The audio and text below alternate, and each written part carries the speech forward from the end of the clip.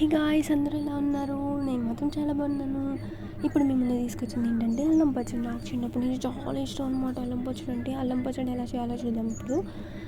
చింతపండు నానబెట్టేసుకుందాం, 3 hours నానబెట్టేసుకుని అది mixie పట్టేసుకొని ఇది జింజర్ మీన్స్ అల్లంని కడిగేసి చిన్న చిన్న ముక్కలు కట్ చేసి అది కూడా మనం దాంట్లో మిక్సీ జార్లో వేసేసి బాగా మిక్స్ చేసుకుందాం. దాని తర్వాత వెల్లుల్లి రెబ్బల్ని చేసుకొని ఆ వెల్లుల్లి రెబ్బల్ని కూడా దాంట్లో వేసేసి మిక్స్ చేసేసుకుందాం.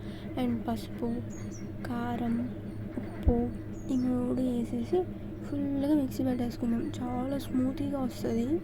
మిక్సీ పట్టిన తర్వాత ఇలా అయితే వస్తుంది. మీకు కంగారు పడకండి, స్పూన్తో తీసుకొని ఫుల్ నీట్గా కలిపేసుకోండి. దాని తర్వాత బెల్లం, షుగర్ 2 సేమ్ క్వాంటిటీలో తీసుకొని దాంట్లో వేసేసుకొని స్మూతెస్ట్ పేస్ట్ లాగా, చాలా స్మూత్ పేస్ట్, చూడగానే తినేయాలనిపించేది అన్నమాట, అంత పేస్ట్లా వస్తుంది.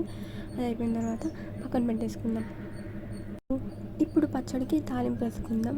ఆయిల్ వేసుకొని బాగా పచ్చడి చేసిన గార్లిక్ వేసుకొని తాలింపు దినుసులు కూడా వేసుకొని తర్వాత మిర్చిని చిన్న చిన్న కట్ చేసి వేసేస్తాం.